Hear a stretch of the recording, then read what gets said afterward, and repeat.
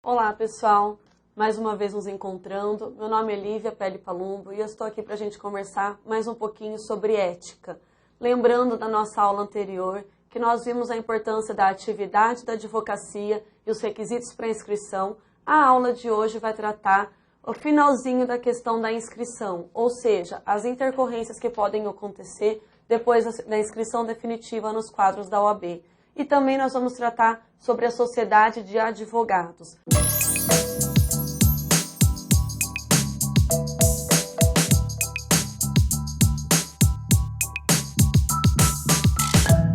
Então vamos lá, nós paramos então na aula anterior nas intercorrências da inscrição. O que são isso? São as transferências e os licenciamentos, ou seja, as mudanças de domicílio. A transferência de inscrição está no parágrafo 3º do artigo 10 do Estatuto da Advocacia e da OAB. Então vamos lá comigo no quadro. Artigo 10, parágrafo 3º. Caput do artigo 10. A inscrição principal do advogado deve ser feita no Conselho Seccional, em cujo território pretende estabelecer o seu domicílio profissional na forma do regulamento geral. Lembrando da aulinha anterior, então, onde você escolheu que seja o seu domicílio profissional, onde você vai exercer efetivamente a sua atividade, lá você vai requerer a sua inscrição principal. Caso haja a solicitação de transferência prevista no artigo 3º, o que é isso? No caso de mudança efetiva de domicílio profissional para outra unidade federativa, deve o advogado requerer a transferência de sua inscrição para o Conselho Seccional correspondente.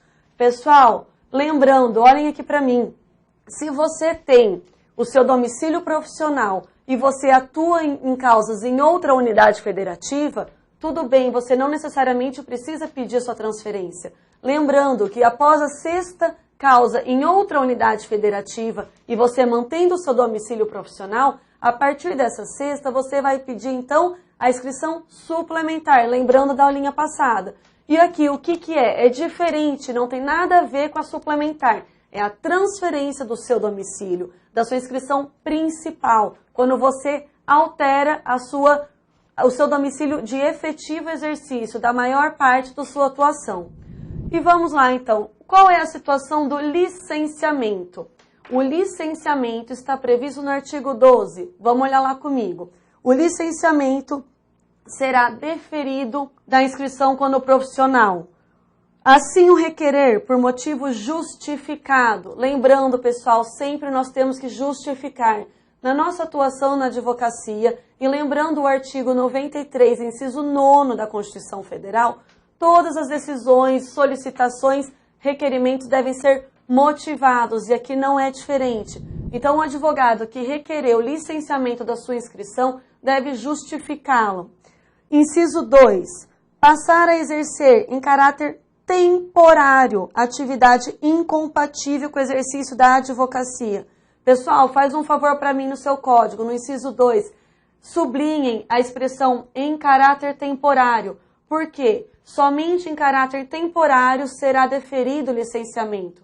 Se for caráter definitivo, não há o licenciamento da inscrição. Cuidado com pegadinha no exame de ordem, aqui é temporário. Voltando para a tela, inciso 3, sofrer doença mental considerada curável. Por quê? Porque se não for considerada curável, nós teremos uma outra situação. Então, o inciso 2 e o inciso 3, façam um asterisco aqui do lado e, por favor, prometam para mim que vão prestar atenção nessas pegadinhas. Por quê? Se não for o licenciamento da inscrição, nós teremos uma outra situação, qual seja o cancelamento da inscrição. Mas quem vai querer ter a sua inscrição cancelada? Vamos lá então, de olho na tela. O artigo 11 vai trazer que cancela-se a inscrição do profissional que, inciso 1, assim o requerer. 2, sofrer penalidade de exclusão. Grifem aqui penalidade de exclusão. Por quê? Porque mais para frente, em aulas futuras, nós veremos a diferença das penalidades. E a penalidade de exclusão, ela acarreta o cancelamento da inscrição do advogado nos quadros definitivos da ordem. Inciso 3, falecer. Ok, esse inciso não temos problema. Inciso 4. Passar a exercer, prestem atenção aqui comigo, em caráter definitivo, atividade incompatível com a advocacia. Lembram que eu pedi para grifarem lá atrás? O licenciamento, quando for em caráter temporário. Caráter definitivo, o que é? É o cancelamento. Por favor, pessoal, prestem atenção nessas duas expressões, porque aqui o exame de ordem costuma inverter nas nossas alternativas e a gente cai na pegadinha, perdendo um ponto. Então, por favor, cancelamento, caráter definitivo. Licenciamento, caráter temporário, ok?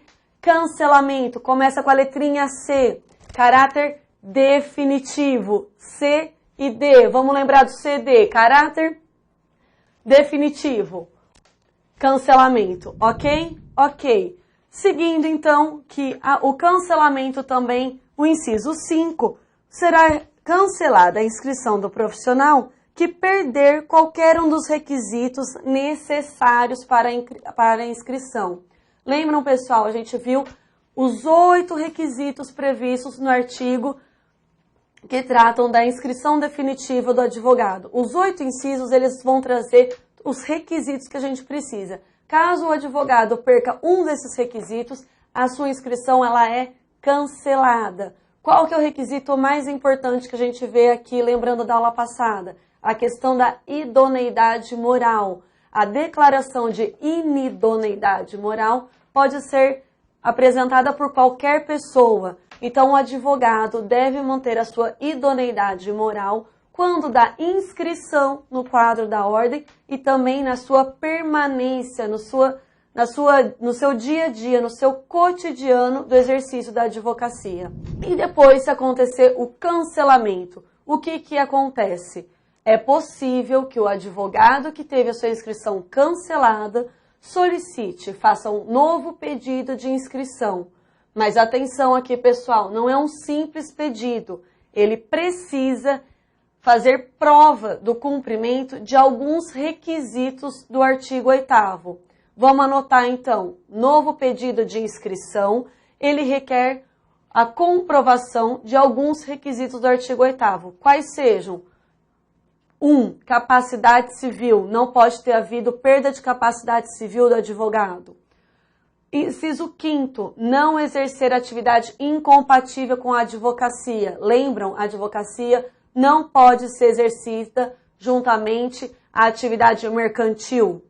Atividade lucrativa ou não, ela tem várias proibições, várias regras que a gente tem que seguir. Inciso 6, a idoneidade, que eu acabei de falar para vocês. E o inciso 7, que prestar o compromisso perante o conselho. Quando vocês receberem a carteirinha de vocês, forem na solenidade da ordem, a gente tem que fazer o compromisso, prestar o compromisso. E aqui no novo pedido de inscrição não é diferente. O advogado deve prestar o compromisso da profissão, que ele vai agir de acordo com as regras, buscando o bem comum, buscando respeitar e alcançar as suas funções previstas na Constituição. Para o advogado que sofrer a penalidade de exclusão, esse pedido de inscrição deve ser acompanhado de provas de reabilitação. Então, de olho comigo aqui, a prova de reabilitação é indispensável para o pedido de nova inscrição daquele advogado que sofreu penalidade de exclusão. Onde está isso? No parágrafo 3º do artigo 11. Terceiro, na hipótese do inciso 2 deste artigo, o novo pedido de inscrição também deve ser acompanhado de provas de reabilitação. Cuidado aqui também, pessoal. Bom, é isso em relação à inscrição do advogado simples, do advogado autônomo. Agora nós vamos tratar, então, de olho aqui comigo, na sociedade de advogados. Poxa, pera lá, o advogado, ele deve seguir regras e comportamentos. E a sociedade de advogados? Sim, ela também deve seguir regras de comportamento e conduta e os limites estabelecidos no nosso Código de Ética e no nosso Estatuto. A sociedade de advogado pode adotar qualquer forma de administração social. Preste atenção comigo, pessoal, qualquer forma. ou seja, pode haver existência de sócios gerentes, mas prestem atenção, estes sócios, eles devem estar devidamente inscritos no quadro da ordem como advogados. O que não pode acontecer? Não pode haver no contrato social, no quadro da sociedade de advogados, pessoa estranha aos quadros da OAB. O artigo 15 dispõe acerca dessa questão. Prestem atenção, os advogados podem reunir-se em sociedade civil de prestação de serviço de advocacia, na forma disciplinada nesta lei e no regulamento geral. A sociedade adquire personalidade jurídica com o registro aprovado dos seus atos constitutivos no Conselho Seccional da OAB, em cuja base territorial tiver sede. Ou seja, a sociedade de advogados, conforme o parágrafo 1º, ela vai ter uma inscrição no quadro da Ordem dos Advogados do Brasil. Ela vai ter um quadro e ela é uma sociedade civil, ou seja, ela apenas adquire essa personalidade jurídica com o registro aprovado de seus atos no Conselho Seccional e não no registro civil de pessoas jurídicas. E essa sociedade, ela não é registrada na junta comercial também, pessoal. Então aqui, pegadinha de exame de ordem. Em que local a sociedade de advogados deve ser registrada? Ela deve ser registrada no Conselho Seccional da Ordem, em que tiver sede a sua base territorial, e não em cartório de registro civil e tampouco em junta comercial, ok? Aqui a gente esquece as regrinhas do direito empresarial e a gente foca na sociedade civil de advogados. A sociedade de advogados pode ter filiais? Sim, ela pode ter filiais, mas ela deve ter o seu ato de constituição averbado no registro da sociedade e arquivado também no Conselho Seccional. E o que acontece? Os seus advogados devem fazer inscrição suplementar. Artigo 15, parágrafo 5º. E a razão social dessa sociedade? Ela tem tanto a sede como a filial, que tem que ter o nome responsável do advogado da sociedade, que deve estar escrito nos quadros da OAB. E se ele for falecido? Ok, não temos problema, desde que esteja previsto tal possibilidade no seu ato constitutivo. Por que isso é importante? Ora, pessoal, essa obrigatoriedade é importante, por quê? Porque os advogados da sociedade civil de advogados, eles respondem de forma subsidiária e ilimitadamente. Sim, subsidiária e ilimitadamente à sociedade. Em que situação? Na situação dos danos causados aos clientes por ação ou omissão no exercício da advocacia, sem prejuízo de responsabilidade disciplinar de quem tenha incorrido nesse ato. E quais são as regras importantes para essa sociedade? No artigo 15, o parágrafo 3º traz as procurações devem ser outorgadas individualmente aos advogados e indicar a sociedade em que façam parte.